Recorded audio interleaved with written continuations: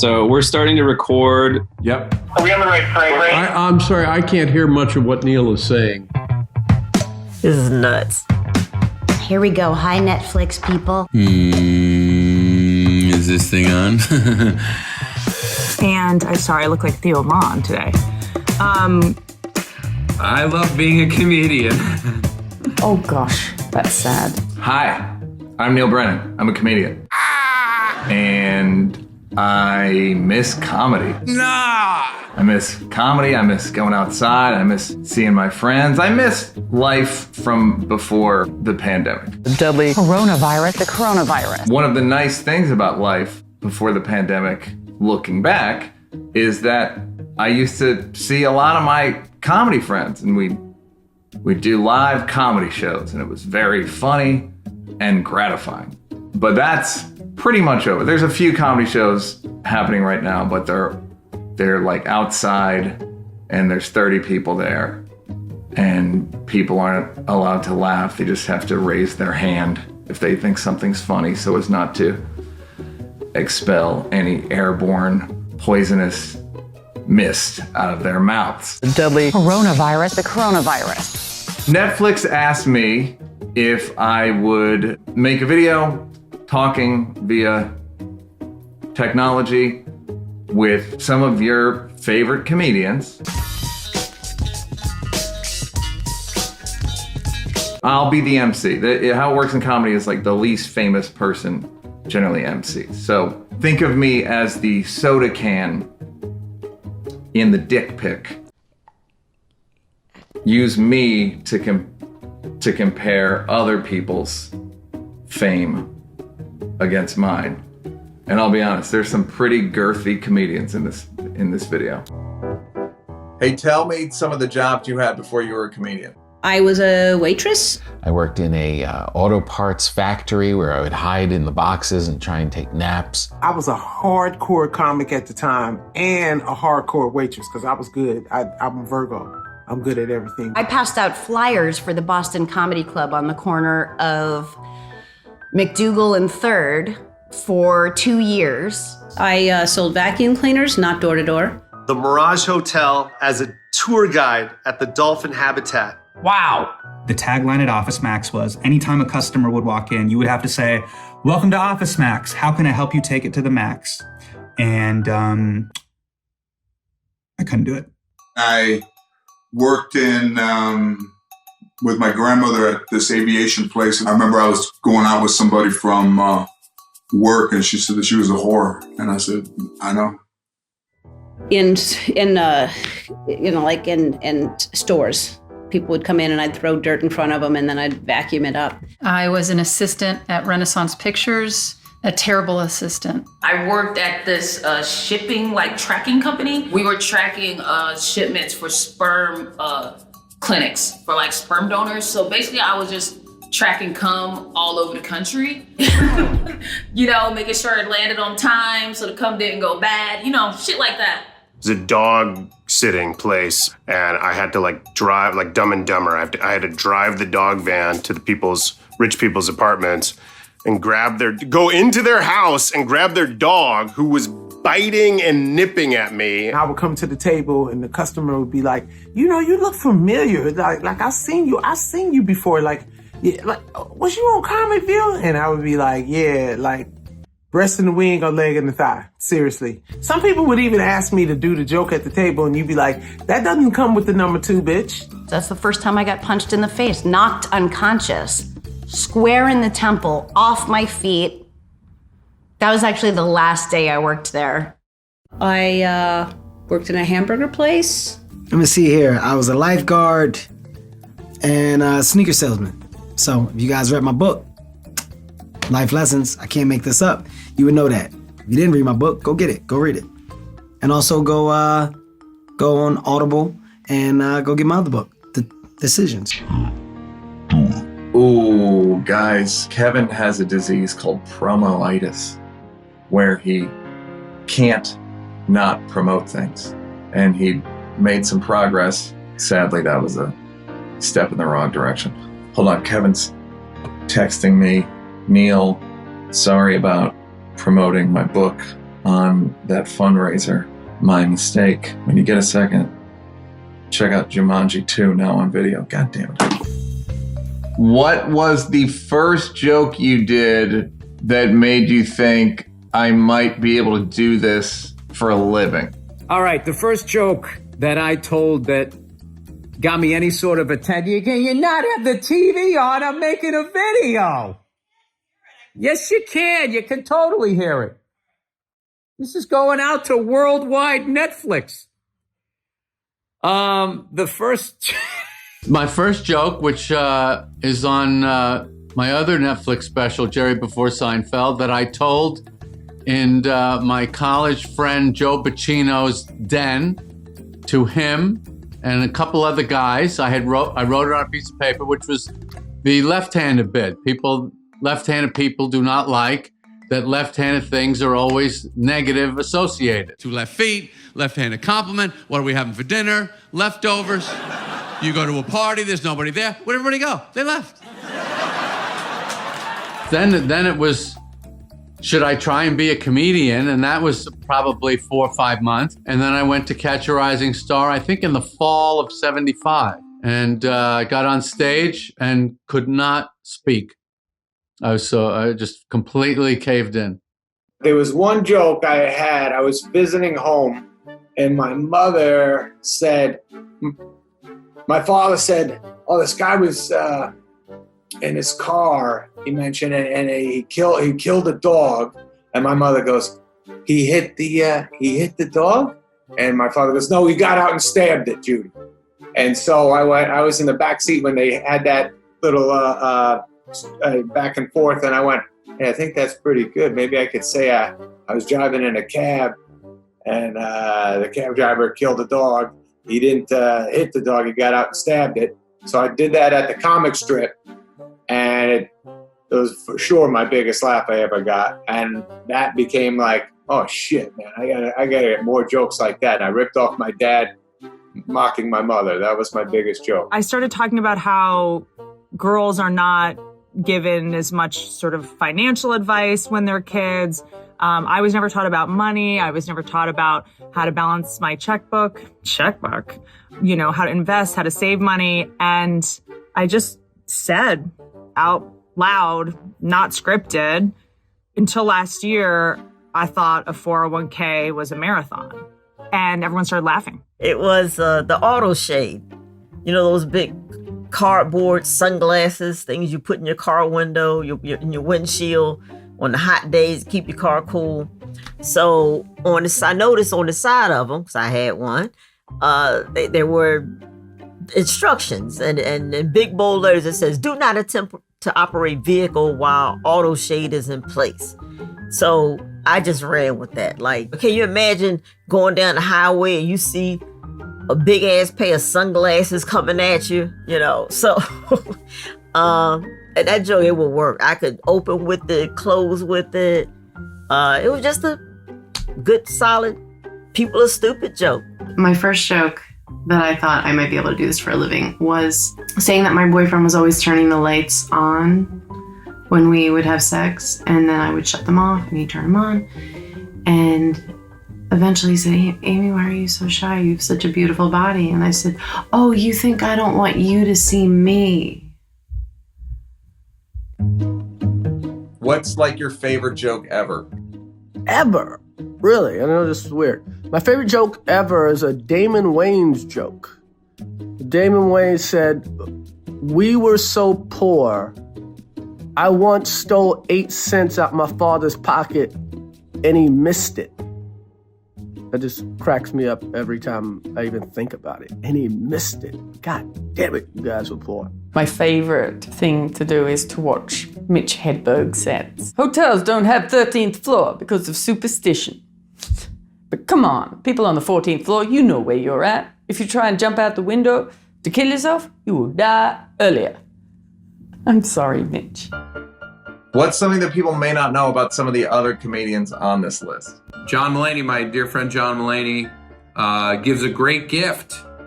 I know he seems like a nice, polite young man, and he is. He's also can be a Fucking asshole. The thing that makes me laugh really hard about you is your feelings about YouTube and how you approach the algorithm.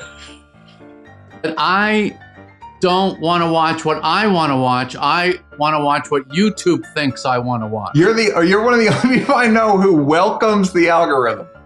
Oh, I completely defer to the algorithm. I don't want to decide. I take your opinion over mine about me.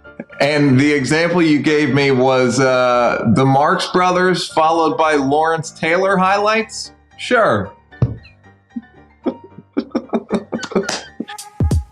At the beginning of your career, what kept you going? It never once occurred to me to quit. It's a combination of no one paying attention enough at first to tell me to quit, and then the right amount of positive reinforcement. It's the one consistent in my life. It was my first time ever doing a stand-up show and getting paid to do it.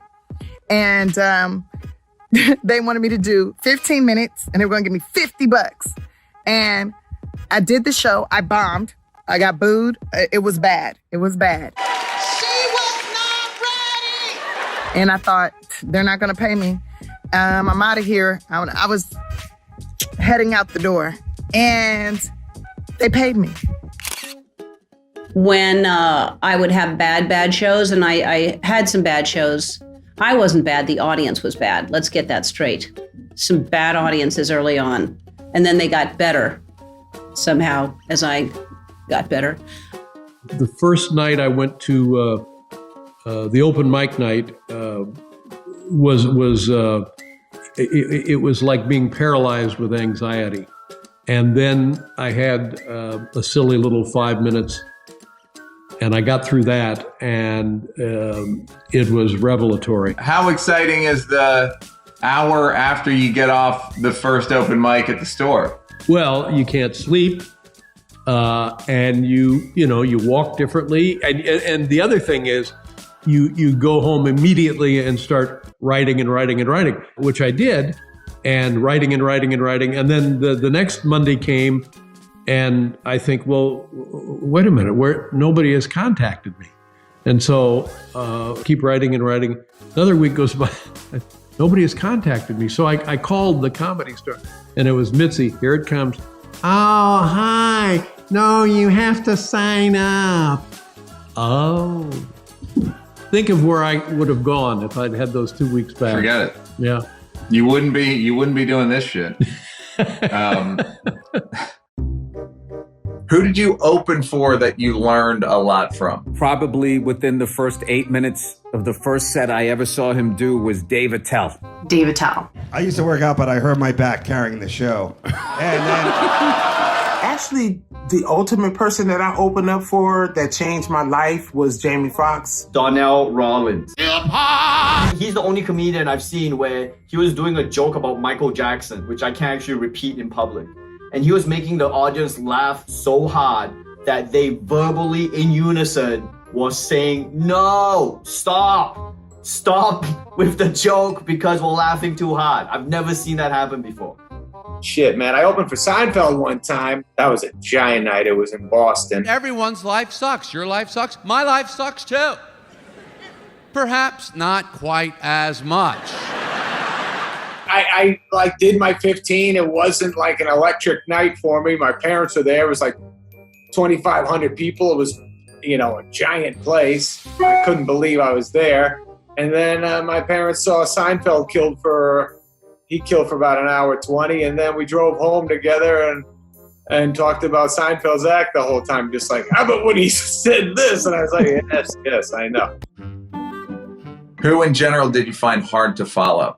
Whenever Richard was working on a new album, he would come to the Comedy Store, and he would come like 2 or 3 nights a week, and people would find out about it, and oh my God, the place would be bulging. This night, Richard is working on a hunk for his new HBO show, I guess it was. And he closes with your favorite, having sex with a dog.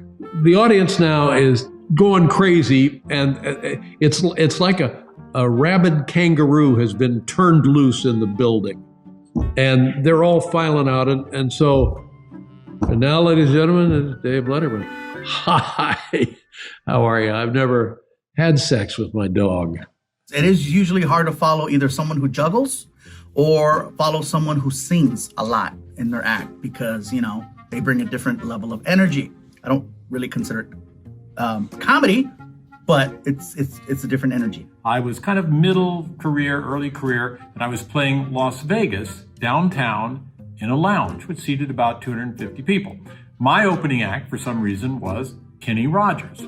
And Kenny Rogers was fantastic. And he had an incredible closer where he would distribute tambourines to every member of the audience. And then during his final song, they would all slap and bang the tambourines, and he would have a big finish and go off. And then it would be my turn to come on, and guess who I'm playing to? An audience of 250 people with tambourines. A comedian I would not want to follow under any circumstances would be Bert Kreischer. You just don't want to follow someone who takes their shirt off to the loudest cheers you've ever heard. The least person I'd want to follow is me. Not because I'm funny, but I'd just be like, dude, put your fucking shirt on. I'd be like, put your fucking shirt on. Come on. For real. I went and watched Sebastian one night. Everybody's measuring at Home Depot.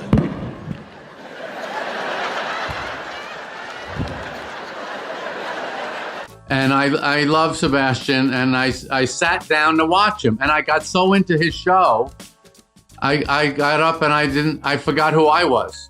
Because I saw you right after you got off, and you were like, I was doing him. And that you... Yeah. Right, all I could hear in my head was his voice. What the hell is going on? I had to follow Sebastian in front of 20,000 people. Sebastian appeals to everyone. However, you might say that Italian Americans enjoy him especially, to the point that when I saw him at MSG, there were two guys in front of me, and when he compared a llama to Frank Sinatra, those two guys went, "Hey, Frank," and they toasted. And that really happened. So I'm backstage in Toronto, and I'm like, well, this, he's destroying.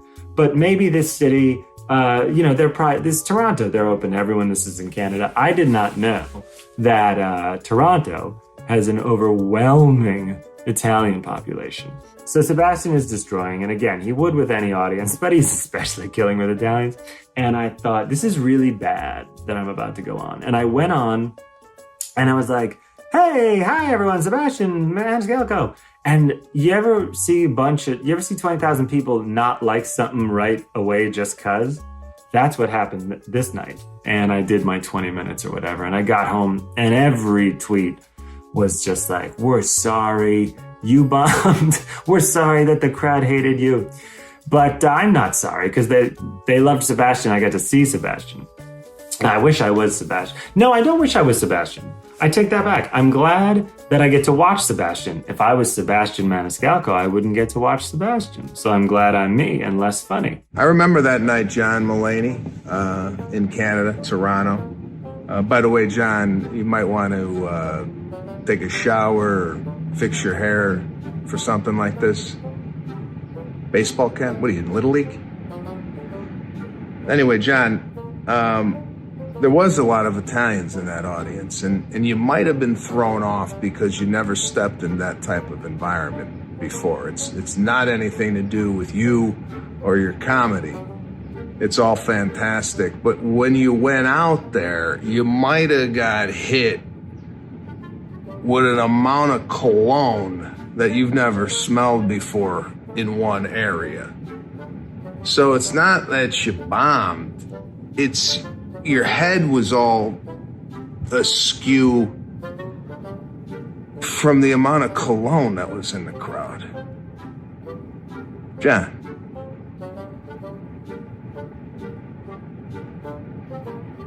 We'd probably edit that and then maybe cut in with John. Take the baseball cap off. Yeah, Sebastian, I could have edited it there, but it was funnier not to leave it in, Now I'm doing it. What the hell is going on? We got to close this thing. Let me explain this. So when you first started in comedy, your closer, that's your closing joke, the joke that always works. It's generally your best joke, but you're new to comedy, so it's not actually very good. It's just the best joke you have at that time. So when we all look back, and it's always a little embarrassing about our first closer. Let's see what Joe Coy's first closer was. Oh, the worst. It was so bad, Neil. I don't even want to tell you, dude. It was my fucking go-to, and I ended up doing it on BET's Comic View. Did you get a standing ovation? Yeah, huge. Where they used to do this, where they used to raise the roof. Tell me the premise. I used to say, everyone thinks French is the romantic language. I go, you need to get with an Asian person. Nothing more romantic than a Chinese guy whispering sweet nothings in your ear. And they get real close, kiss your ear, and then they go, dao dua, dao wa, dao dao wa. And fuck Neil. I'm crying right now. I'm the roof, Joe. Because I did it. It was one of those jokes where I was like, I can't wait to do this joke. All right, thanks for watching. On your way out, here's Adam Sandler helping his daughter with homework. And I warn you now, it's fucking adorable. What is it? Of connecting to Greek mythology? I just think it means just, how Greek mythology made you excited to read the story and see what's going on and how it connects and what was going to happen. And it was kind of almost like a soap opera at times. I think that's what makes you want to stay tuned to see what's going to happen. Okay, buddy, I got to do this. Good luck. Sorry, Neil.